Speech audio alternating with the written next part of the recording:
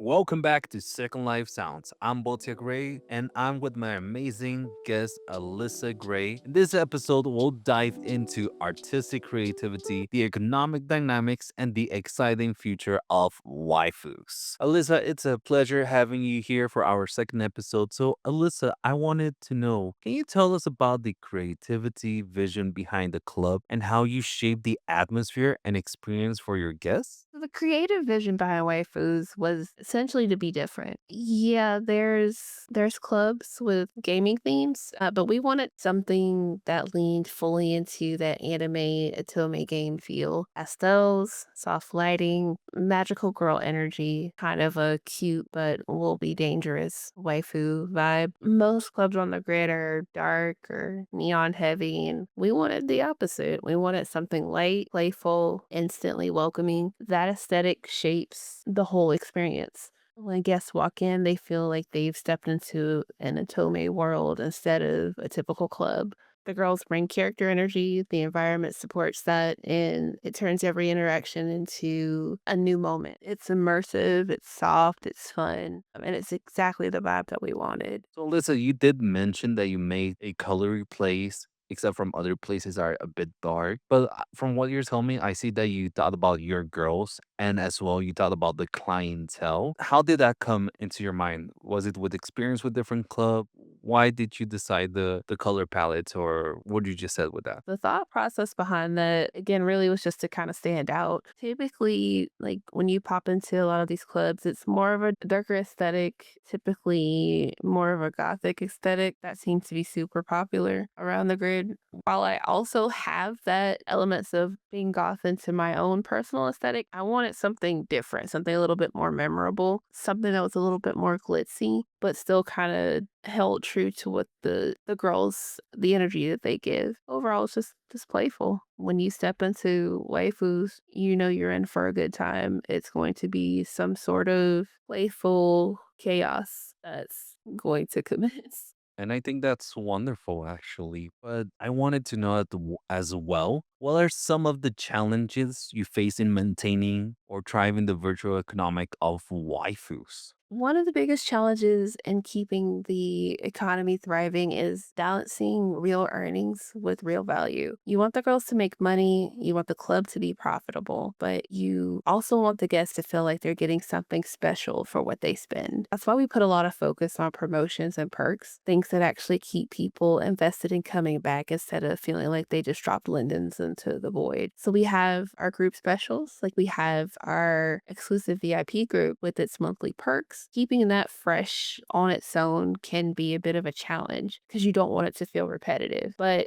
you do also have to tailor it to what the audience actually enjoys. So typically, we ask for a lot of feedback. We watch the room, we reach out to our more active VIPs, listen to what people what they respond to, ask them what they like. We do our best to keep each month feeling like it's worth it. And as long as the guests are feeling appreciated and the girls feel supported, the economy tends to kind of fall into place. You did mention a VIP. What is it specifically a VIP, Alyssa? So a VIP to us, someone who is honored and cherished. It's a group where people can just kind of they pay a small entry fee and it grants them a lifetime of special perks. So the more they spend, they'll hit a certain rank and we will honor different perks. Things like, a free 10-minute cuddle every month to someone who has hit senpai rank because we want them to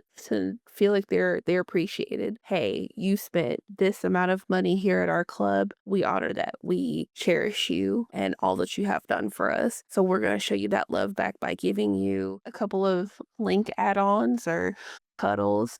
Technically, like a small percentage of our Linden profits do actually go back. Like they get a 10% discount once they've hit like Oni or Senpai rank, and people tend to kind of enjoy that. They feel like it's worth it.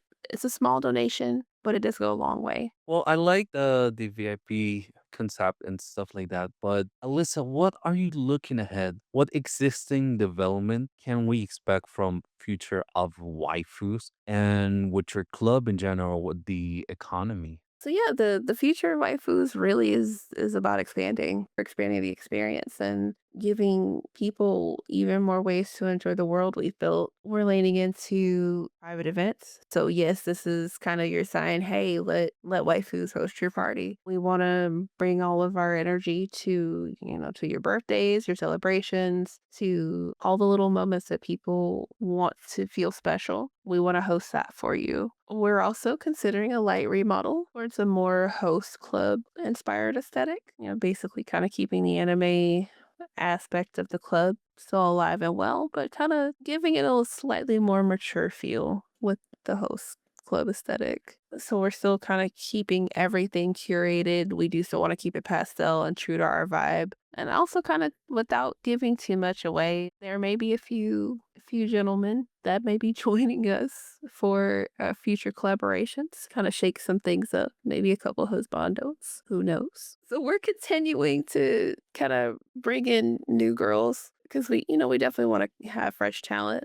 That always keeps the world lively. Waifus has kind of always been about evolving with our intention and finding new ways to surprise our guests and keeping the environment fun and immersive. I've said immersive, I don't know how many times, but that we try to stick to that. Get people as involved as we possibly can. So, we're excited about everything that's brewing up behind the scenes and we can't wait to show everyone what's next. So it's really amazing knowing that you have these future projects in mind, like Bandos, opening up a milk club, and wanting to integrate more girls. I think that's a very opening job opportunity for many people who probably can't work in their real lives or they need a better income. So with husbandos and waifus, I think you're doing an amazing job. But anyways, Alyssa, thank you so much for having joined us in these two episodes. You're such an amazing person that has done well amazing stuff, Alyssa. Oh, make me blush. And thank you. It's a pleasure being here. And well, no, thank you for the amazing insights. Remember, people, to join us next episode. We continue exploring the vibrant world of Second Life here with your amazing host, Bottia Grey. And until next time, don't forget to follow Second Life Sounds on Spotify, Apple Podcasts, and YouTube. By doing so, you'll not only support the show, but also gain access to a variety of engaging and fascinating episodes that we're sure you'll love. We're excited to have you join us on this journey. Additionally, we'd love to hear from you if you're interested in participating or sharing your own